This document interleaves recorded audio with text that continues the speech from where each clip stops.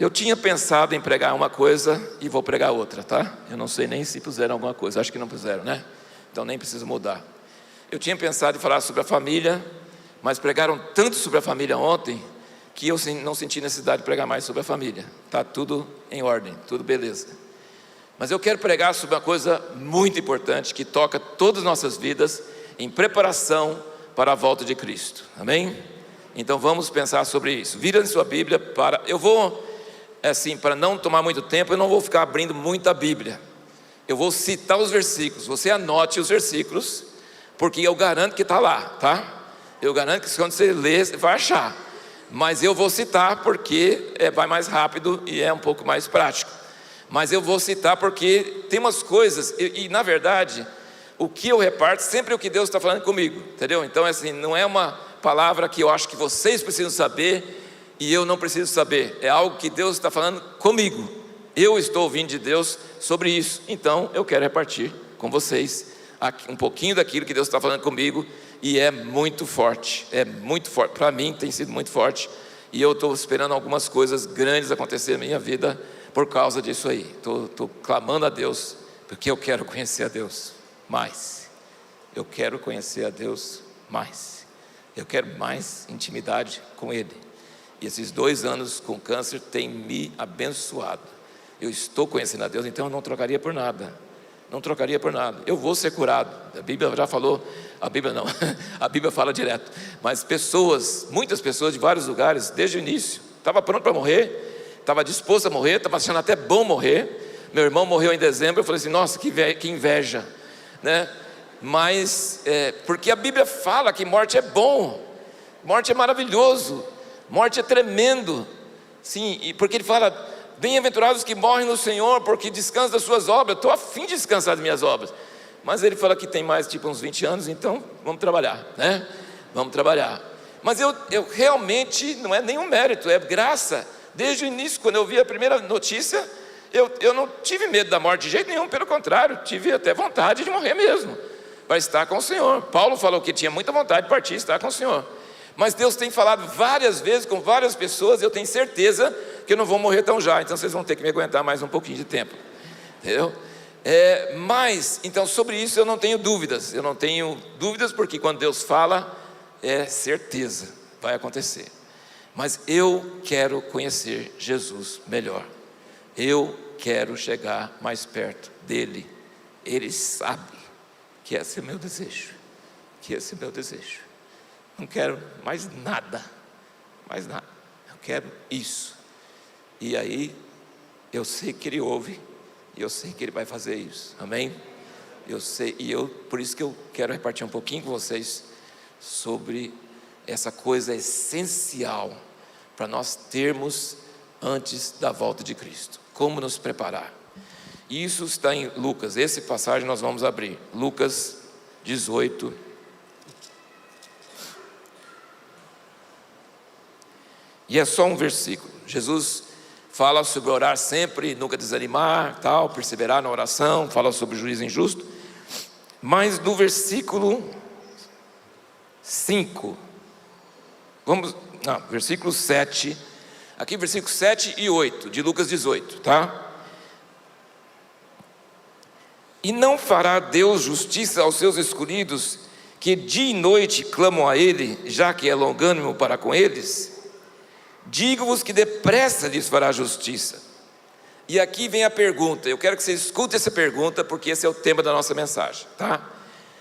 Contudo, quando vier o Filho do Homem, que é a volta de Cristo que nós estamos esperando agora, quando vier o Filho do Homem, porventura achará fé na terra? Porventura achará fé na terra? Ou seja, Ele vai voltar e Ele vai procurar com aqueles olhos dele de raio-x, que abrange a terra inteira, que a Bíblia diz em outros lugares que os olhos de Deus passam por toda a terra, procurando pessoas, é igual raio que procura para raio, Ele está procurando pessoas que Ele pode abençoar. Deus está a fim de abençoar, Deus está a fim de derramar graça, Deus está a fim de mandar poder, mas Ele encontra poucas pessoas, é difícil. Então Ele olha os passos por toda a terra, e quando Ele volta, o que Ele procura? Fé. E Ele ainda fala com dúvida: porventura Ele vai achar fé na terra? Ou seja, vai ser difícil achar fé na terra. Irmãos, hoje no Brasil tem multidões de evangélicos, é até chique ser evangélico, é até chique. Anos atrás não era assim não. Quando eu vim para o Brasil em 64, não era assim não, de jeito nenhum. Nós já pregamos na praça no interior de Goiás e já fomos escorraçados por padres, perseguidos na rua, né? Já tivemos boas experiências também, mas não era assim. Hoje não. Mas irmãos, o caminho de Deus não é o exterior, é o interior. E Deus está procurando realidade, Ele está procurando verdade no íntimo. No íntimo. Ele não está procurando pessoa que na primeiro sinal de perigo, primeiro sinal de problema, primeiro sinal de problemas, de pessoas falando mal de você, de pessoas te denunciando e mentindo a seu respeito, correm e já ficam escandalizados. Não, Ele está procurando pessoas que têm fé. E eu quero falar com vocês sobre o que é fé, porque eu estou ficando impactado sobre isso. Eu sempre senti isso, que tinha alguma coisa errada na mente das pessoas sobre fé, e hoje eu tenho convicção sobre isso. E se você notar nas escrituras, nós não vamos ter muito tempo, mas vocês vão notar que Jesus sentia igual peixe fora d'água. Alguém já pescou e viu um peixe fora d'água? Ele fica assim, porque ele não consegue pegar o oxigênio do ar, ele só pega da água, então ele fica quase sufocando. É igual você dentro da água sem oxigênio, não é verdade? Ele fica assim. E Jesus com seus discípulos, tem hora que ele desabafa. Lembra que ele era humano, lembra que ele é Deus, não pecou, mas era humano. Ele tinha sede, ele tinha fome e ele tinha raiva também. Sabe, quando eles viram ele pegar aquele chicote e tocar todo mundo no templo, eles ficaram assustados. Os discípulos assim, cadê o homem manso? Aí eles lembraram do versículo, o zelo da tua casa me consome. Mas ele pegou aquele chicote e derrubou mesa, e não foi educado, não falou assim, com licença, tem que ser manso, tem que ser... Não, ele pegou e derrubou a mesa. O que você está fazendo aqui? Fazendo comércio da minha casa, tem que ser casa de oração. Os discípulos, ai. Então se você pensa que Jesus era muito mansinho, toma cuidado e lê a escritura direito, tá? Porque na mesa da última ceia, ele falou, um de vocês vai me trair. Aí eles ficaram assim, pergunta a ele. Eu não, pergunta a ele, eu não. Jesus dava cada resposta. Teve vezes que ele chamou Pedro de Satanás. Fala de gente que xinga, você chamar de Satanás acho que é o pior, né? Sim, foi difícil. Então, fala. Aí João, ele gosta de você muito. Fala com ele que ele não vai te dar má resposta. Aí João, Jesus, como é que é? Entendeu? Então assim, mas quando Jesus desceu da transfiguração, quando veio aquele endemoniado, o epiléptico que estava lá, e o pai chegou desesperado para Jesus e falou assim, Jesus, seus discípulos pediram para eles expulsar o demônio e não conseguiram. E o que Jesus faz? Eu sempre olhei aquela passagem e fico incomodado. Ele fala assim, geração incrédula e perversa. Cadê a mansidão de Jesus? Quanto tempo eu vou ter que aguentar vocês? Leia na Bíblia, depois tá. Lembra que eu falei? Pode ler que está lá, tá? Não estou eu que estou inventando não. Para quem que está falando isso? Geral, mas é principalmente para os discípulos. Depois ele fala para os discípulos, essa caça não sai, se não provar em jejum. Ele não estava rejeitando os discípulos. Ele estava expressando a sua frustração de estar num mundo que não crê. Que para ele é uma coisa igual peixe na água. Meu pai é bom, meu pai é dono do universo, eu creio nele e pronto.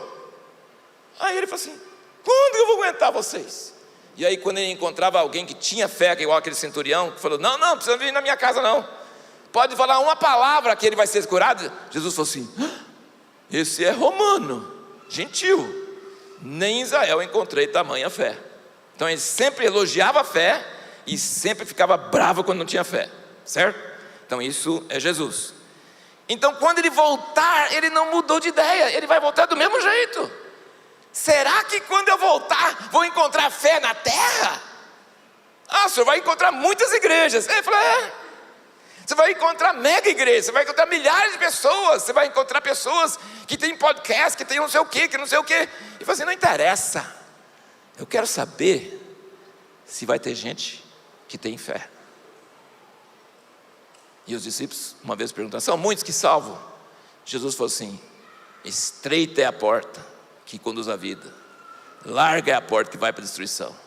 Gente, não é muita gente, eu gostaria que fosse, e Deus gostaria que fosse, mas não é não, porque fé é cara, fé custa, fé não é fácil, e nós vamos entender um pouquinho agora sobre o que é fé e de onde vem a fé.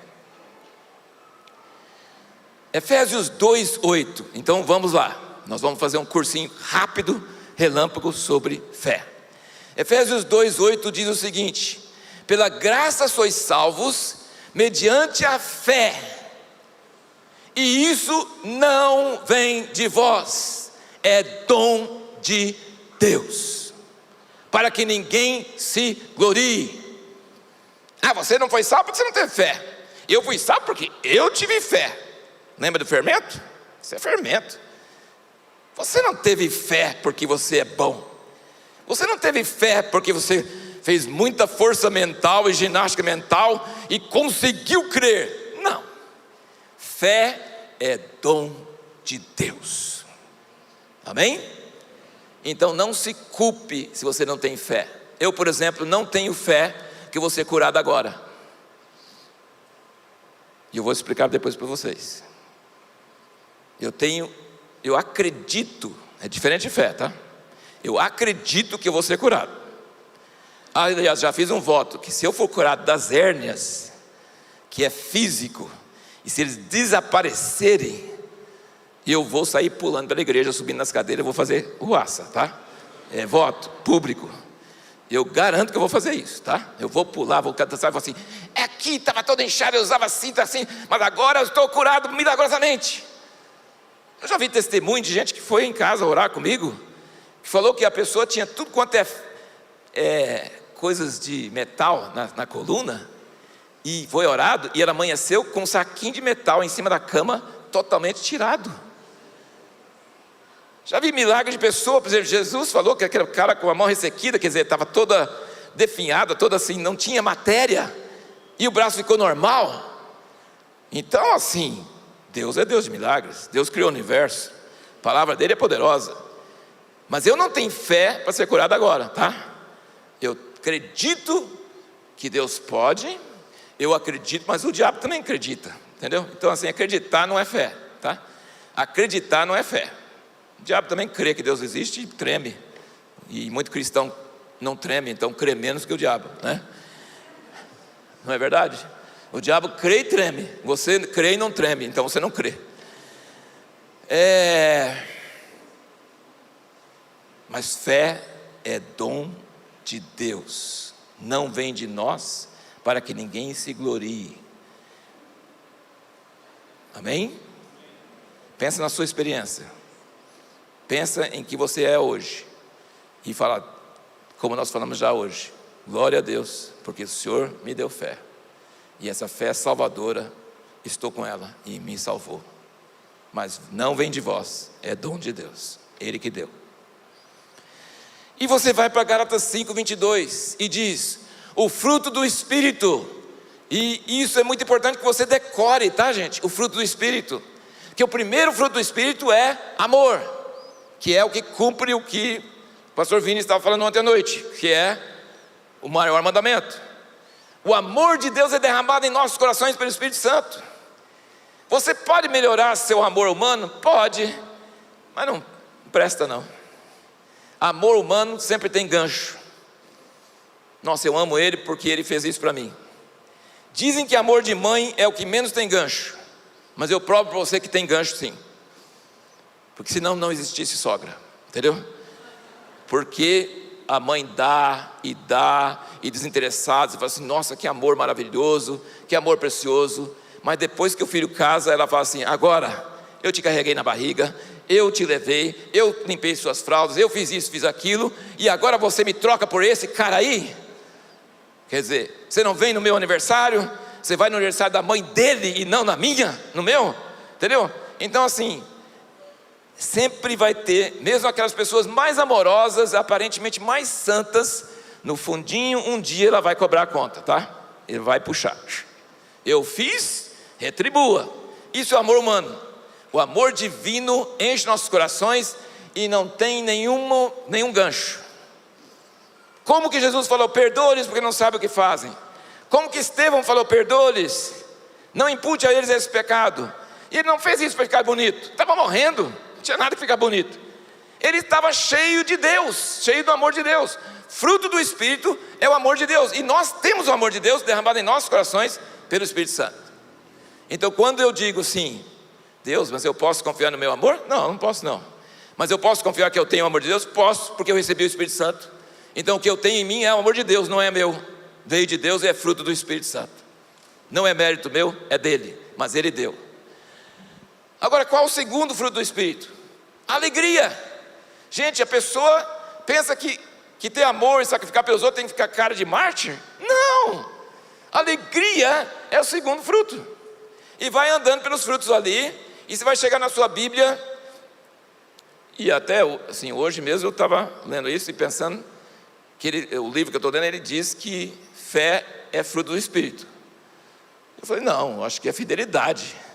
Nas nossas Bíblias está traduzido errado. Não é fidelidade, é fé. Eu fui olhar a palavra no original. Toda vez que fala fé no Novo Testamento, é a mesma palavra que usa no fruto do Espírito. Então a fé é dom de Deus e é fruto do Espírito. Amém? Grava isso.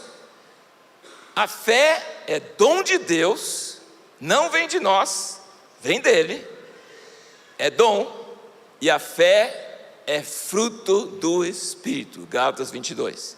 Amor, alegria, paz, mansidão, domínio próprio, fé. Amém? A fonte é dele, não sou eu. Hebreus 12, 2. Jesus é o autor e consumador da nossa fé. O que vocês falam sobre um autor? É o cara que começa. Ele que deu. Ele que é o autor da fé. Você não origina a fé. A fé não vem de você. A fé vem dele. Sabe por que as pessoas tinham fé quando Jesus andava no caminho? Porque Jesus estava lá. O cego gritou: Jesus, filho de Davi, cala a boca, você está fazendo escândalo. Jesus, filho de Davi, Jesus, filho de Davi. Jesus falou: chama. E ele sempre falava: a tua fé te salvou. Mas a fé veio de onde? Jesus, filho de Davi. Se Jesus, filho de Davi, não estava passando lá, podia ter fé à vontade que não ia funcionar nada. A mulher que chegou lá e tocou nas vestes de Jesus, fé em Jesus. Só que Jesus fez ela se declarar publicamente. Então não é uma coisa que vem automaticamente, mas é uma coisa que vem de Deus. Você faz parte, você precisa receber, você precisa reconhecer, mas não é você fazendo força para acreditar, não é você citando versículo, não é você falando assim: o Senhor prometeu, o Senhor tem que fazer, eu estou repetindo, eu estou curado, eu estou curado, eu estou curado. Nada, isso é pensamento positivo. Isso não é fé. A fé é dom de Deus e a fé é fruto do Espírito Santo. E Jesus é o autor e consumador da nossa fé. Ou seja, ele origina a fé e ele termina a fé, alcançando o objetivo que nós queríamos. Amém? Deu para pegar bem? Até agora vocês estão com cara de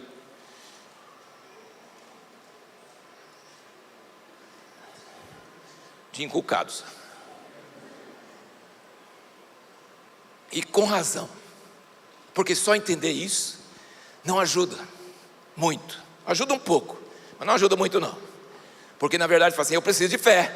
E se vem de Deus, então como é que eu faço, né? Então assim, essa cara de vocês está bem coerente com a palavra, tá? Ainda bem que vocês não são finlandeses. Eu nunca preguei na Finlândia, mas me falaram que finlandês, quando você prega, ele fica assim. Você pensa, meu Deus do céu, essa palavra não tocou em ninguém. E quando sai da reunião, o finlandês fala para você, puxa, que palavra boa. Você fala assim, meu Deus do céu. É porque é muito gelado o clima, então eles não expressam nada, né? Graças a Deus que a gente prega no Brasil, porque senão o negócio era difícil.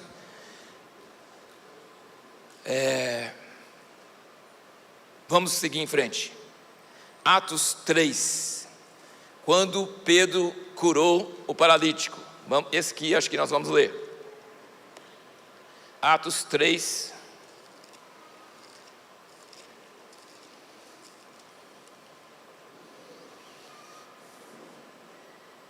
Versículo 11. Apegando-se o homem a Pedro e João, todo o povo correu atônito para junto deles ao pórtico chamado de Salomão.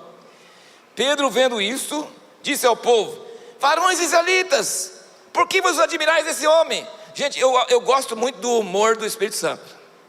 Eu gosto, e Pedro, antes de receber o Espírito Santo, ele era tão escandalizado quanto os outros. Mas aqui, depois de receber o Espírito Santo, ele fica igual aos anjos. Gente, você lembra quando Jesus subiu aos céus e os discípulos olhando lá para cima assim com a boca aberta, e os anjos falam assim, varões de Galileia, por que vocês estão olhando para cima? Gente, eu nunca vi um homem voar, para que eu não vou olhar para cima, né? Isso é uma pergunta assim que só anjo pode fazer, né? Porque tipo assim, por que vocês estão olhando para cima? Esse Jesus que subiu e vai descer do mesmo jeito. Gente, mas é claro que eu vou olhar para cima. E se um paralítico que 30 ou 40 anos está lá na porta do templo, e é mendigo que todo mundo conhece, e Jesus passou um monte de vezes lá e nunca curou ele, e de repente o cara está pulando e saltando, eu não vou ficar olhando para Pedro e falar assim, o que aconteceu? E ele fala assim, por que vocês estão olhando para nós? Presta bem atenção, olha o ponto de vista da Bíblia. Pedro não saiu de casa fazendo força para crer. Na verdade ele não estava nem pensando em curar ninguém, ele estava pensando em ir na sala de oração. Era o turno dele.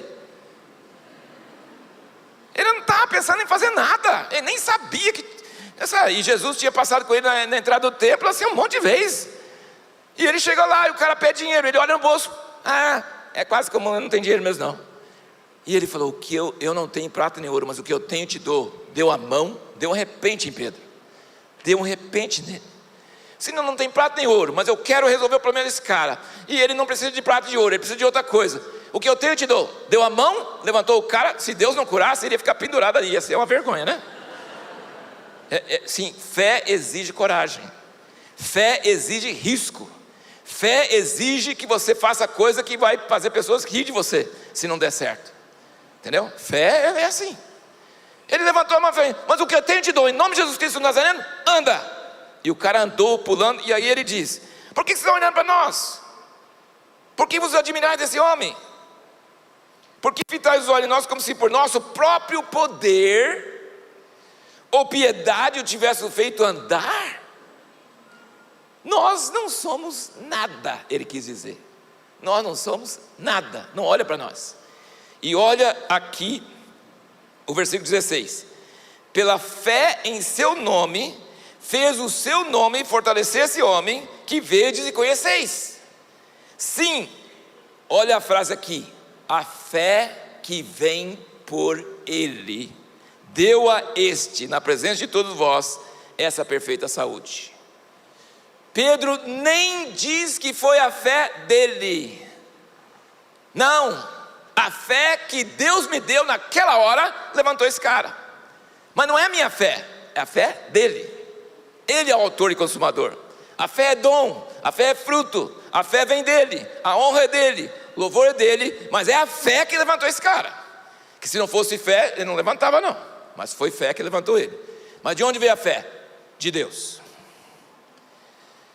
E aí nós não vamos, mas você vai depois, Marcos 11, 22, é a famosa mensagem, teve um ministério, um movimento do século 20, chamado Palavra da Fé, e é um movimento que Deus usou muito. O Kenneth Hagin foi um dos primeiros, e ele foi uma pessoa doente, e foi curado, e ele pela fé, realmente transmitiu fé para muitas pessoas, e muitas pessoas foram curadas. Mas esse movimento escorregou muito nesse negócio de pensamento positivo, declarar, falar, e isso é uma heresia, não é bíblico, não é correto. E eles pegam essa passagem de Marcos 11. Jesus diz, ele falou para a figueira, numa outra raiva, porque estava com fome e não tinha figo, ele falou assim: nunca mais coma alguém figo de você. Falou com a árvore. E aí foram embora. No outro dia passou, a figueira secou. Aí Pedro falou assim: mestre, a figueira secou. E ele falou assim: tende fé em Deus. Essa palavra em, na sua Bíblia, é errada, não é no grego. Não é tende fé em Deus. Fé em Deus até o diabo tem. O original é tende a fé de Deus. Tende a fé de Deus. Se Deus quer, vai acontecer. Mas vai acontecer sozinho? Não. Vai acontecer se Ele transmite a fé para você e você declara, vai acontecer. Estão entendendo? Mexe com a cabeça, pelo menos um pouquinho, né? Porque se não está entendendo, eu repito, entendeu? De outras palavras. Mas se você ficar assim, só assim, eu fico travado também. Eu vou ficar olhando para vocês, vocês vão ficar olhando para mim. Vocês estão entendendo, gente? Não é você tem que arrumar fé em algum lugar na sua cabeça. Tem que fazer ginástica mental. Tem que ignorar as evidências. Médico dá diagnóstico, mas ele não é profeta, certo? Ele estuda, ele tem estatísticas, ele fala baseado nas leis naturais. Ele tem razão, é diagnóstico. Mas ele não é profeta. Você vai morrer em 3 meses. Não, dá diagnóstico, mas não dá profecia, porque você não é profeta, você é médico. Concorda comigo? Você dá diagnóstico, né?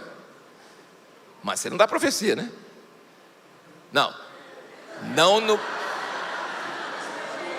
no papel de médico. Vamos explicar bem, vamos deixar bem explicado.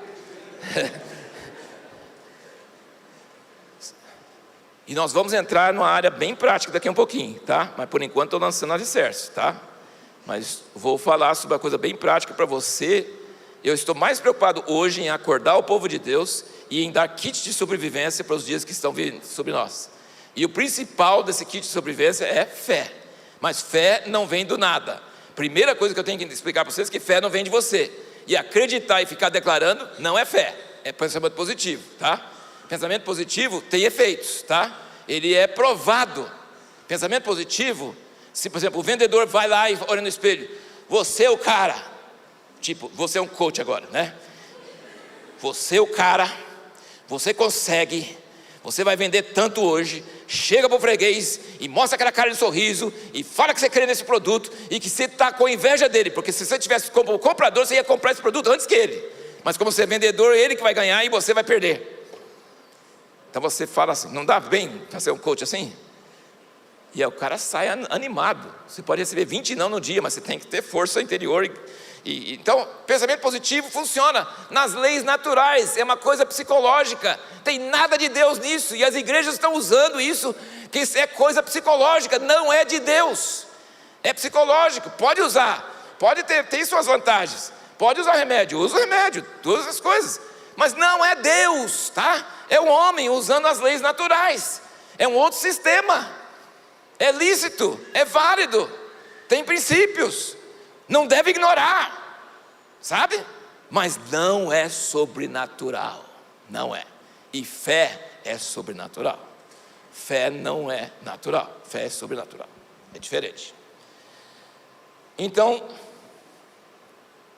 acho que vocês conhecem muito bem Romanos 10:17. Fé vem pelo ouvir e ouvir pela palavra de Deus. Ou seja, fé não é crer no impossível no vazio.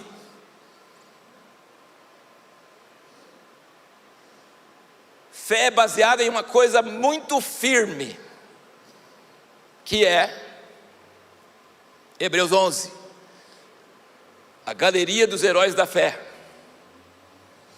Hebreus 10 termina dizendo: o justo viverá pela fé. E aí ele começa a entrar em fé, em Hebreus 11. E ele diz: fé é a firme substância das coisas que se esperam, é a certeza das coisas que não se veem. Agora, porque o mundo foi criado pela palavra de Deus, de sorte que o visível foi criado pelo invisível.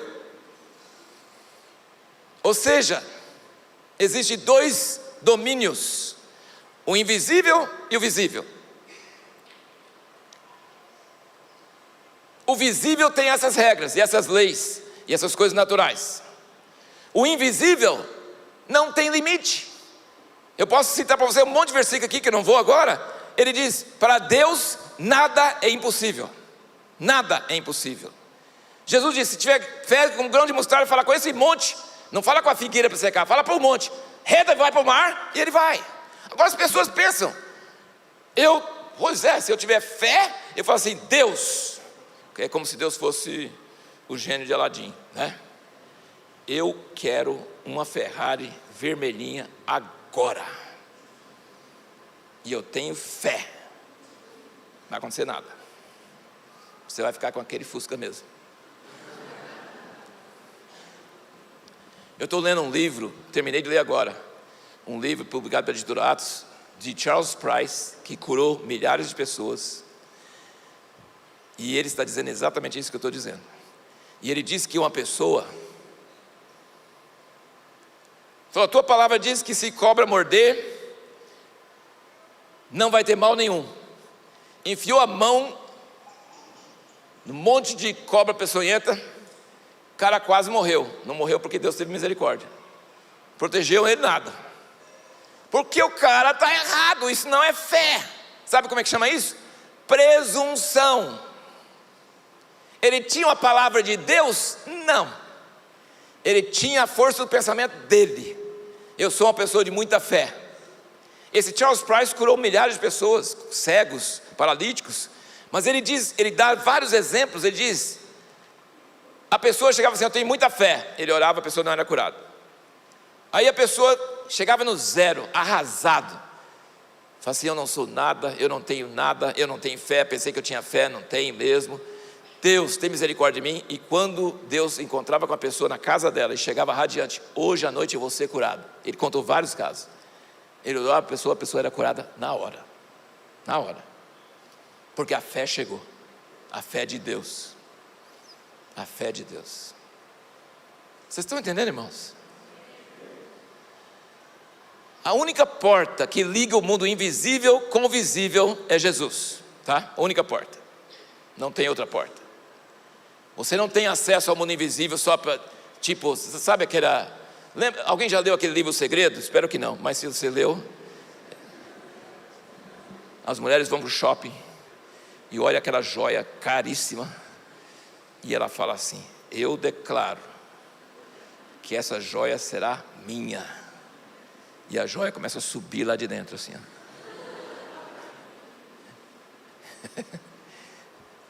Você já pensou que arraso daria no mundo se Deus fizesse isso? Tudo que você quer, as coisas que você quer, na hora que você quer, do jeito que você quer, ia ser terrível. Você já viu pessoas indo para trás, viagem no tempo, nos filmes, e eles mudam as coisas e dá tudo ruim? Não dá certo não. A gente não sabe o que é bom para nós. Deus não dá autoridade para você ter fé para qualquer coisa que você quer. Não, Ele dá a fé dele para o que Ele quer, e Ele transmite isso para o seu coração, e você pode arriscar, e você pode fazer, e você pode achar que todo mundo te fala que é louco, e você vai fazer e vai dar certo, porque você não está fazendo no vazio da presunção, você está fazendo em cima da palavra, e a palavra criou o universo, e a palavra é segura, e se você fizer em cima da palavra, vai dar certo, amém? Só que essa palavra tem que chegar para você, tá? Ela não é a palavra da Bíblia que você aplica, sabe? Não é a palavra da Bíblia que você aplica, é uma palavra da Bíblia que Deus aplica. Ele usa a palavra da Bíblia sim, já usou muitas vezes na minha vida. Ele tem versículo na minha mente que eu nunca imaginei naquela hora, às vezes nem sei onde era. E aquela palavra, aquela coisa começa a vivificar, começa a queimar no coração. E quando eu ajo em cima daquilo, com risco, se eu tiver errado, vai dar ruim. Mas não dá ruim não, porque Deus falou. E quando Ele fala, você pode agir que vai dar certo. Amém, irmãos? Amém. Eu quero ver essas cabeças. Não sei, não concordo, ou eu sinto e eu concordo. Amém? Assim, pelo número de pessoas que fazem uma coisa ou outra, eu já sei o que pregar. Entendeu? Agora vamos para a última coisa, e talvez a mais importante. Jesus viu uma multidão, e isso aconteceu em Marcos, acho que é 8 e 10, sei lá, 2 vezes. Ele viu uma multidão, tão com fome, se mandar para casa, eles vão desmaiar no caminho. Dá comida para eles, ele fala para os discípulos. Jesus sabia qual ia ser a resposta deles, mas ele fala, dá comida para eles. Eu falei, nós vamos comer, vamos comprar 50 mil reais de pão, que não vai dar para essa multidão? Jesus falou, não, o que você tem? Eu tenho 5 pães e 2 peixes, traz aqui. Ele partiu, agradeceu a Deus e deu nas mãos dos discípulos. Presta bem atenção, gente, porque eu não consegui ler as passagens, mas as passagens são muito fortes. Ele deu na mão dos discípulos, os discípulos deram para o povo, e 5 mil homens, fora as mulheres e crianças, comeram. E os discípulos colheram os pedaços daqueles 5 pedaços, daqueles 5 pães. Eles pegaram nas mãos, eles jogaram no cesto, eles contaram os cestos. Tá? Então, eles não viram o milagre, eles pegaram no milagre. Tá? Eles pegaram no milagre. E se não bastasse, um outro dia, aconteceu a mesma coisa, 4 mil homens. E Jesus falou assim, dá de comer, de novo, ele fala a mesma coisa. Ele falou, como nós vamos dar de comer? Quantos pães vocês têm? De novo, repetiu, fez recuperação, né? Reforço escolar. Partiu, deu para os discípulos, deram para a multidão, contaram os cestos, tá? 2 vezes. Deixa eu contar uma coisa para vocês. Eu acho que se eu estivesse lá, eu ia ser igual a eles, porque eu sou muito racional, tá? E é bom ser racional quando lida com coisas aqui do mundo, mas quando lida com coisas espirituais, não é bom não. Atrapalha mesmo. Porque aqui é uma regra, lá é outra regra. E Jesus é a ponte entre os dois, tá? O invisível vai passar, o invisível vai ficar eternamente, o visível vai passar. O visível corrompe. Eu creio nessa mesa porque está aqui, mas essa mesa aqui há uns anos não está aqui mais, virou pó. Eu creio que vocês estão aqui, porque eu estou vendo vocês. Daqui a um tempo vocês estão debaixo, no caixão, lá debaixo da terra. E eu também, antes que vocês, sei lá, né? Vocês não precisam de fé para crer que eu estou aqui. Vocês estão me vendo. É material, é visível, não precisa de fé não. Só que essa fé é uma coisa meio passageira, temporário. Vai passar. A Bíblia diz que os céus e a terra vão passar, mas o trono de Deus e a nova criação vai ficar eternamente. A Bíblia diz, eu li esses dias sobre John Huss. O John Huss, depois que ele morreu, foi queimado. Sabe o que eles fizeram? Esmiuçaram o crânio, os ossos, para não ficar em lugar nenhum, para os seguidores não ter nada para ir lá. Eles acabaram com ele para não ter resto de John Huss em lugar nenhum. Eu fiquei horrorizado de ver aquilo lá. Sabe, quando eu li os detalhes, fiquei assim, meu Deus, o que aconteceu com esse cara? Aí eu leio na Bíblia, Jesus falando assim, por que vocês não creem na ressurreição? Ele é o Deus de Abraão, Isaac e Jacó. Para Deus todos vivem. Ou seja, John Huss está lá inteirinho com Deus. Porque para Deus não é problema, pode acabar com esse corpo, você está vivo para Deus. Para Deus todos vivem. Isso é um terror para o ímpio e uma alegria para o justo, entendeu? Para Deus todos vivem, você não morre. Você acha que morrer, tem gente que suicida e acha que adianta. Não, você vai dar de cara com Ele. Não adianta fugir. Aqui até ainda dá para dormir, ainda dá para tomar umas talvez, né, e tal, esquecer, né? Depois de morto não dá para tomar umas, não dá para nada, não dá para dormir, entendeu? O negócio é feio. Então, se alguém está pensando em suicídio, para com isso, encontra com Jesus agora, e, sabe? Não dá para escapar não, tá? Você vai de cara com Ele. E Ele é pior do que qualquer terror que você já teve na sua vida. Porque Ele é santo, e Ele te criou, e você é dele. E você precisa de Jesus mesmo, não pode ter outra coisa. Mas o invisível é muito mais forte e muito mais permanente do que o visível. e é a palavra de Deus. A única coisa que nós temos aqui é Jesus, a palavra de Deus e o Espírito Santo, certo? Mas é invisível, não é pela lógica, não é pela razão, é pelo Espírito. Ele fala no coração, você ouve e você obedece, e você age na terra baseado em uma coisa que você ouviu e ninguém mais ouviu, e todo mundo fala assim: está louco? Está louco? Meu pai trouxe 6 filhos dos Estados Unidos para cá sem dinheiro, sem nada. Está louco? Não, ele ouviu, nunca teve problema. Passamos mais falta nos Estados Unidos do que aqui no Brasil, nunca mais. Deus é bom, se agir em cima da palavra dele, dá certo, dá certo. Pedro falou assim: Jesus, manda eu sair sobre as águas. Ele não foi nem tonto para sair sobre as águas sem Jesus falar. Jesus falou assim: vem. Ele foi. Dá para funcionar, se você tiver a palavra, dá para ir. E aí, depois você lê isso em Marcos, tá? A segunda multiplicação dos pães. Ali tem um trechinho no meio. Os fariseus vinham para Jesus e falaram assim: mostra-nos um sinal do céu. Quando Jesus morreu, o que eles falaram? Desça da cruz, que nós vamos crer. Quando Jesus falou sobre aquele mendigo lá no inferno: manda Lázaro falar para meus irmãos para não terminar num lugar ruim desse aqui. Ele falou: não, eles têm Moisés, tem a Bíblia lá. Ele falou: não, mas a Bíblia não dá para crer, mas se um ressuscitar dentro dos mortos, eles vão crer. Ele falou: não, se eles não crerem na Bíblia, eles não vão crer no que ressuscita dentro dos mortos, não vai. Quando Lázaro ressuscitou, sabe o que eles queriam fazer? Eles queriam matar Lázaro. Mas o cara tinha acabado de ressuscitar, como é que adianta matar ele? Entendeu? Então, assim, gente, eu falo que os fariseus tinham mais fé que a gente, porque eles ficavam lá na sinagoga, e o cara com aquela mão ressequida, eles ficavam olhando: Jesus vai curar ele, Jesus vai curar ele. Eu não ia falar isso, mas eles tinham fé: vai curar o cara, e é sábado, isso não pode. Nossa, que fé! Entendeu? Mas não adiantou para eles ter fé salvadora, não adiantou para ter fé que salva, que vivifica, que faz coisa. Não, porque é a fé de Deus. E aí os fariseus pedem sinal. Jesus: nenhum sinal vai ser dado para vocês, a não ser o de Jonas, que é 3 dias sepultado e depois ressuscitar, né? Jonas 3 dias no peixe e depois saiu.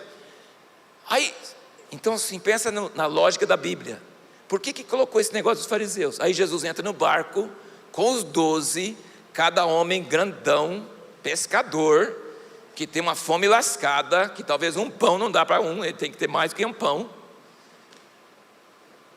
E eles ficam cochichando. Jesus fala assim: cuidado com o fermento dos fariseus. Eles falam assim: João, é porque a gente esqueceu de trazer pão, a gente trouxe só um pão. O que um pão vai dar para esse tanto de gente aqui? Ó? E aí você quer ver Jesus xingar? Ele xingou.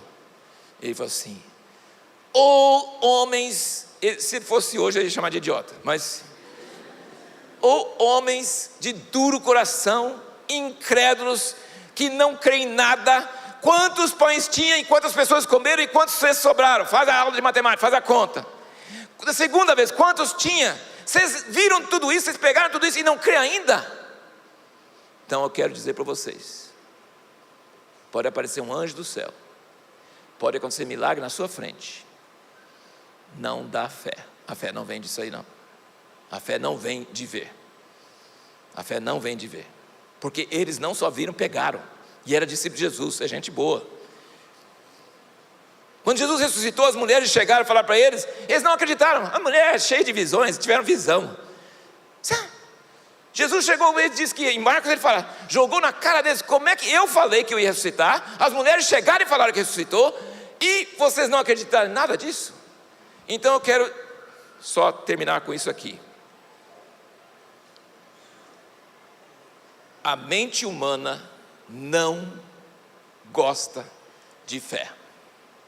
A mente humana não convence, mesmo que um cara ressuscita dos mortos apareça na sua frente. A mente humana, com milagre nas mãos, igual os discípulos, não creu, sabe? Então a fé é de Deus. A fé não vem, se eu ver, se ele provar para mim, aí eu vou crer. Não vai crer nada, não vai crer nada. Leia a Bíblia e entende, você não vai crer nada. Você pode ver o que for, você pode ver uma cura na sua frente, você não vai crer, porque a fé vem de Deus. que você precisa para ter a fé que Jesus procura quando Ele volta, que é onde nós começamos. Porventura, o Filho do Homem vai encontrar fé na terra? O que você precisa? Você precisa, primeiro, reconhecer que você não tem fé. Reconhecer que a fé vem de Deus. Reconhecer que você não é de nada. Reconhecer que você é zero à esquerda. Vai lá para baixo. Prostra. Igual aquela mulher que Jesus disse: não vou curar Ciro Fenícia, eu vim para Israel.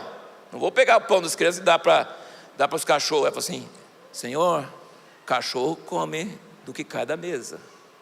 Jesus diz: grande é a tua fé, tua filha está curada.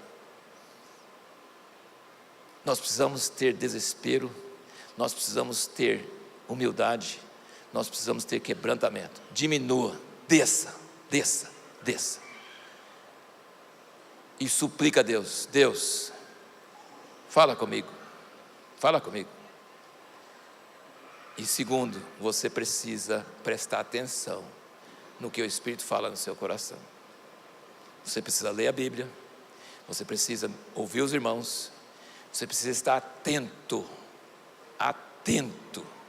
Se alguém nesses últimos dias não estiver atento, se você está seguindo os outros, se você está seguindo a multidão, você corre perigo.